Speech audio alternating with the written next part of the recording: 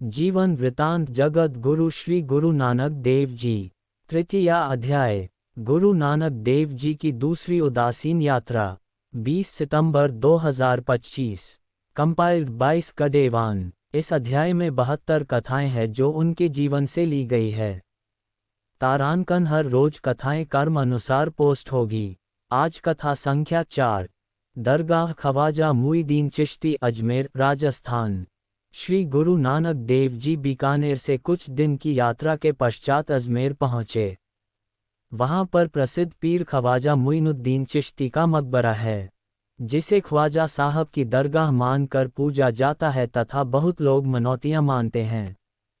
गुरुदेव ने वहाँ पहुँचकर कीर्तन का प्रवाह प्रारंभ कर दिया। दरगाह की ज़ियारत करने वाले श्रद्धालु लोगों ने जब गुरुदेव की बाणी सुनी तो बहुत प्रभावित हुए। देखते ही देखते दरगाह की कव्वालियाँ सुनने आया जन समूह गुरुदेव की ओर आकृष्ट हो गया, जिससे दरगाह सूनी हो गई।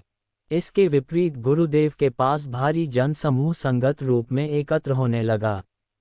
ये देखकर पीरखाने के मजावर विचलित हो उठे तथा गुरुदेव से उलझने चल पड़े, किंतु जनता की श्रद्धा देखकर उनसे कुछ कहते न बना।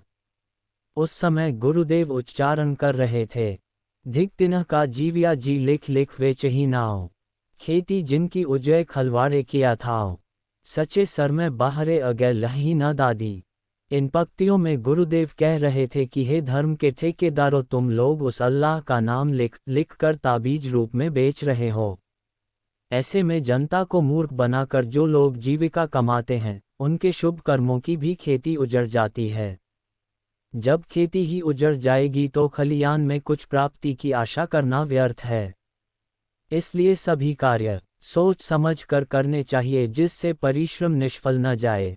गुरुदेव की विचारधारा सुनकर मजावर कहने लगे, ये कैसे संभव है, हमें प्राप्ति न हो, क्योंकि हम शरीयत मुताबिक पांचों कर्म कलमा, नमाज, रोज़ा, ज़कात और हज करते हैं। गुरुदेव ने इसके उत्तर में कहा, ये सब कार्य तुम शरीर से करते हो। इनको करते समय मन तुम्हारे साथ नहीं होता। यदि मुसलमान कहलाना चाहते हो तो ये विधि अपनाओ।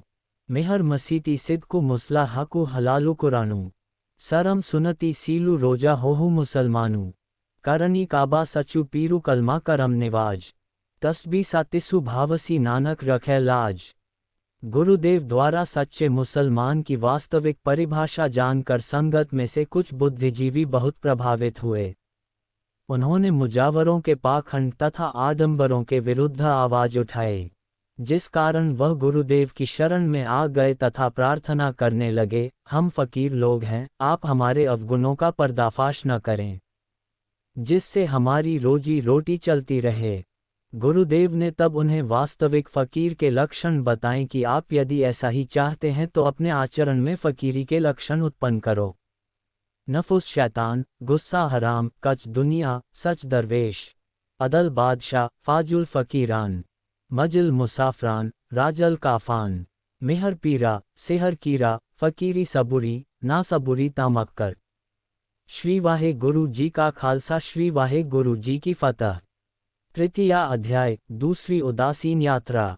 अगले पाठ कथा तारांकन 5। पुष्कर तीर्थ अजमेर राजस्थान। बोलो जयकारा बोल मेरे श्री गुरु महाराज जी की जय। कंपाइल्ड 22 कडेवान।